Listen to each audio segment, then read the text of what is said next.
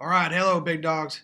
Coming at you again with one more video, specifically to introduce the squadron mantra. That's mantra usually means a saying, something that we can rally behind, like a war cry. We see it already in the squadron, whether it's the material management soup soup, whether it's the POLs who to hell. There's a lot of great opportunities out there. And what I want to do is take the time to introduce our chant, our mantra, to the squadron, to every single one of you, and then do a little bit of explanation of why we decided to go with the one that we did. Give you a little bit of inspiration as to what we're rallying behind. So our mantra is going to be, the lead is going to call out logistics, and your response will be wins wars.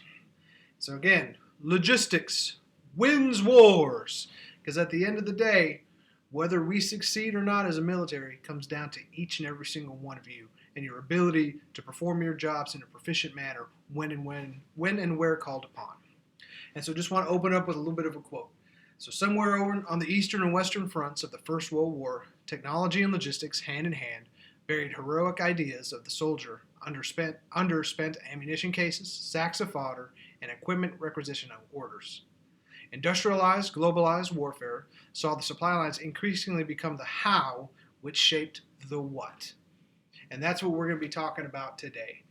What you do is how. That is going to take us into the future. Many of you have seen General Brown's discussion, Adapt or Die, and a lot of the discussions about MCA and what war is going to look like in the future. That's the what. But the only way we can get to that what is by how you do your job. How we shape the war and understand the implications that what you do every single day has a direct impact on our national security. So a few quick examples. I'm just going to run through. I'm a big history guy, and these are some of the ones I want to talk to you about. First one is the Crimean War. This is an interesting piece, right?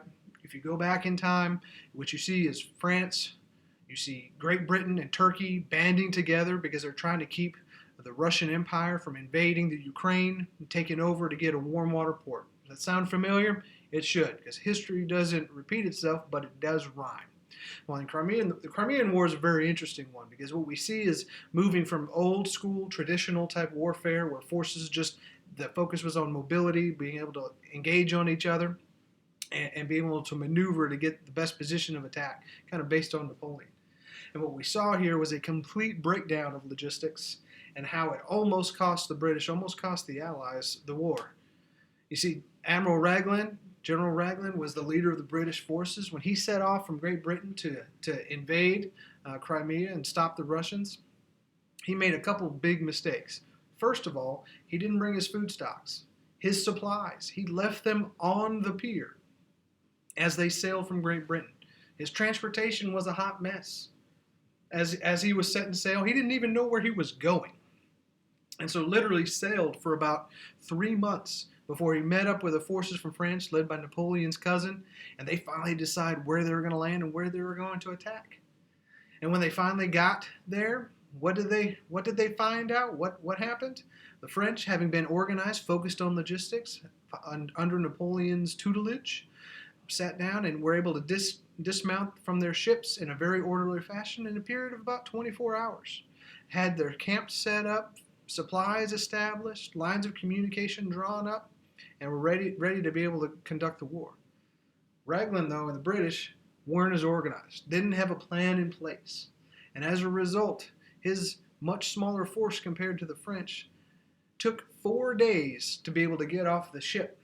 And it was only then that they realized that they didn't have tents, they didn't have food, they didn't have medical supplies. They were not ready to be able to launch this expedition to be able to fight the war.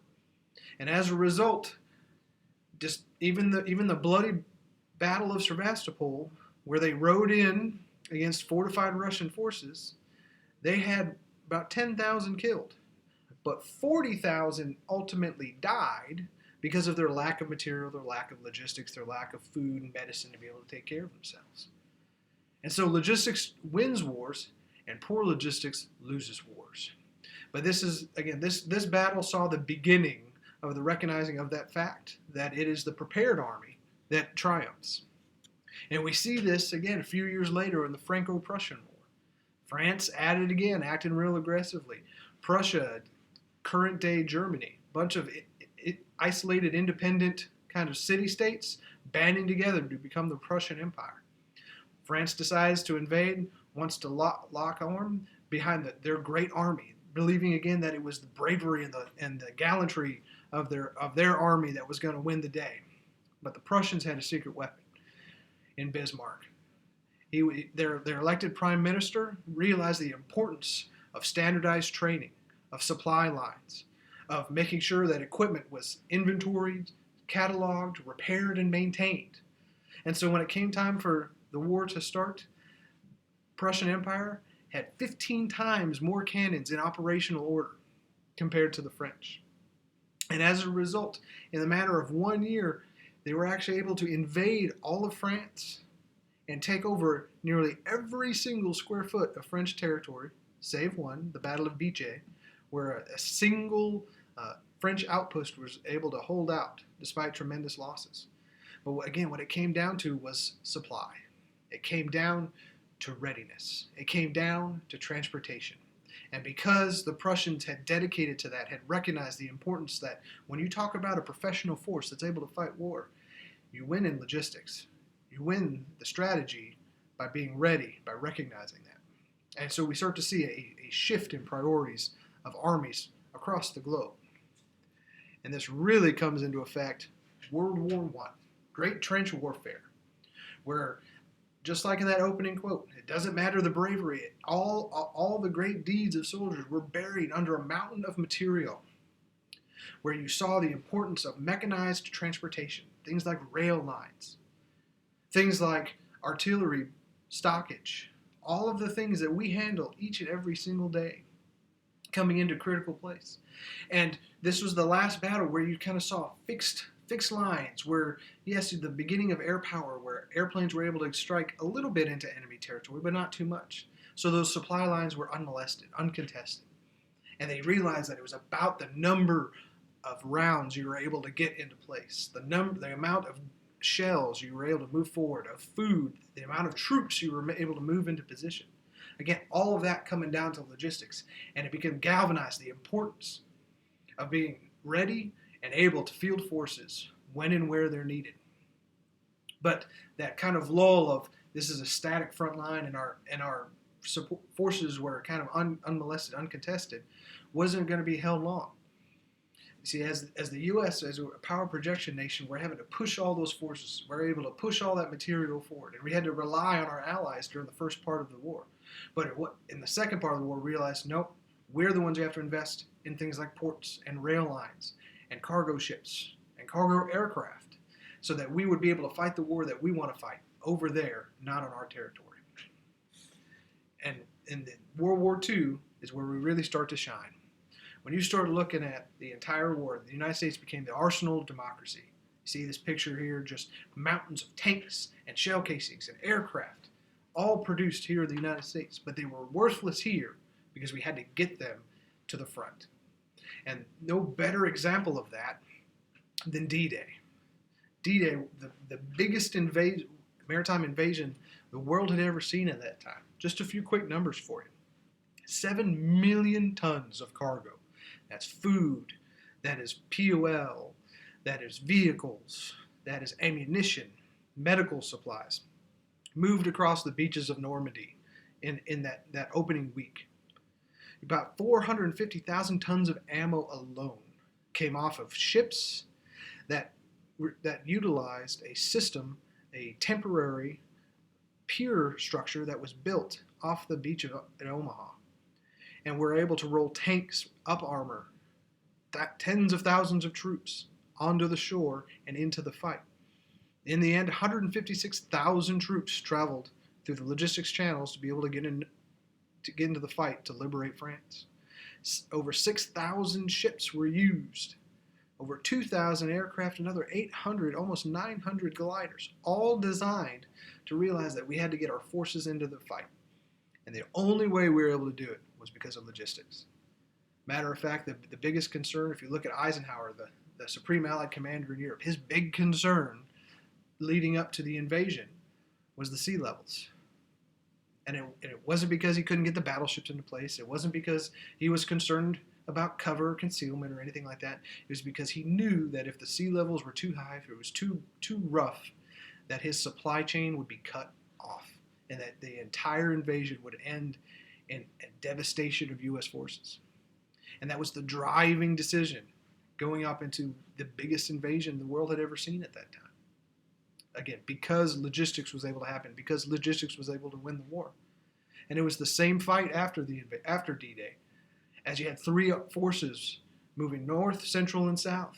And you had three different commanders, whether it's Patton, Bradley, or British General Montgomery, all fighting over resources. Those resources coming in the form of logistics, POL, food, munitions. They knew that if they wanted to march into Germany, if they wanted to win the war, it came down to logistics, because that's how we were going to win. And that's how ultimately we were able to win World War II. Finally, there's Vietnam.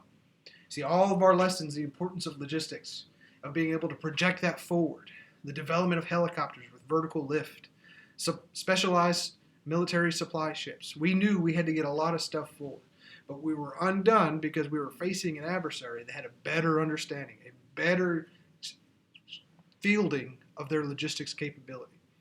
At the height of Vietnam, it was expected that an average division of Vietnamese forces would only use about 15 tons of material a day. That's munitions, food, fuel, everything along those lines. If you compare that to a U.S. division, where the average was 75 tons of supplies a day. And so the strategy in that conflict was, we've got to choke the Vietnamese out. We're having a hard time finding them in the field, so we're going to go to their supply lines and we're going to try to cut them off. And that's where things like the Ho Chi Minh Trail became important. And we dedicated tens of thousands of flight hours, even millions more pounds of explosives to try to find bridges and supply lines. We burned the forests in North Vietnam to try to stop them. But because of their understanding, their lean footprint when it came to logistics, their ability to be able to plan, to be able to stage resources when and where they need them to support operations, they weren't held back. You see, while the U.S. had become very accustomed to the mechanized nature of logistics and relied on the technology, they relied on their know-how. See, the Ho Chi Minh Trail, most of all of those, the millions of tons of cargo that flowed to support Vietnamese forces, flowed hand-carried along the Ho Chi Minh Trail. And so our inability to be able to recognize that, to be able to counter Vietnamese logistics, made this war almost impractical to win. And we weren't able to stop their forces, and that flow of resources from places like Cambodia, places like the ultimate sources like China and Russia, allowed the Vietnamese to be able to prosper and be able to win. The last battle I want to talk about, the last warfare that I want to kind of talk about, is the First Gulf War. And this is a demonstration of some master logistics, of a changing nature. So again, supply lines. World War II, where we had to worry about things like submarines and airplanes trying to interdict supply lines. Further complicated with Vietnam, where they were able to strike supply storage and warehouses and POL storage. First Gulf War, we had the ability where our adversary was confined. The biggest thing we had to worry about was Scud launches.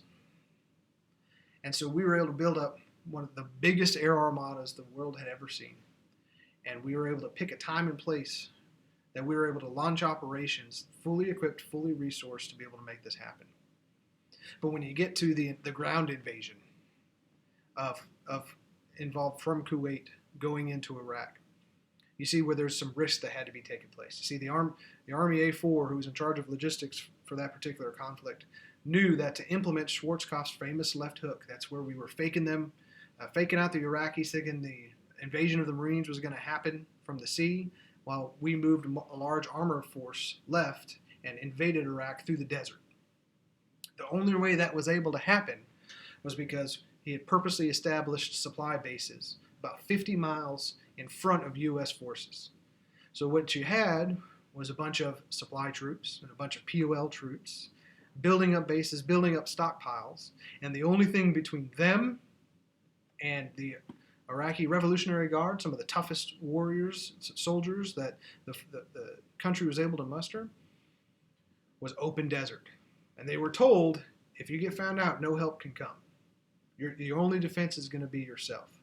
But luckily, they were never found because of their professionalism, because they took it upon themselves that we were going to make this maneuver happen. And as a result, tens of millions of pounds of fuel, food, and munitions were staged so that when the U.S. forces swung left and invaded south, they were fully equipped to be able to move across open desert, fully stocked and supplied, and able to do the war. Again, I talk about this because in the future, you've heard me talk a lot about the future of war, about concepts like ACE and everything else like that.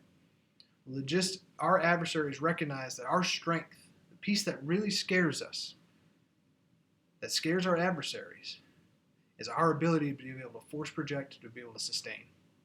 There's only one country in the world that can project a division level force and sustain it in major combat operations for more than 30 days, and that's the United States. And we're only able to do that because of people like you. So logistics wins wars. Our enemies recognize that, and they realize that they're going to try to stop us. But I need you. I need you thinking about, how do we do logistics better? It's not just about cheaper. It's about better capability. It's about having the right stuff at the right place in the right quantities. And you are going to be the ones that are going to shape the future of war. You're going to be the ones that are going to decide whether we're going to be able to continue to operate like we have with impunity to be able to engage our enemies.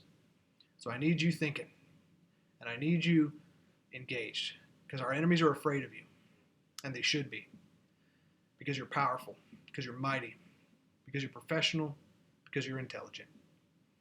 So it's an honor again to be able to serve as your squadron commander, and I thank you for what you do every single day.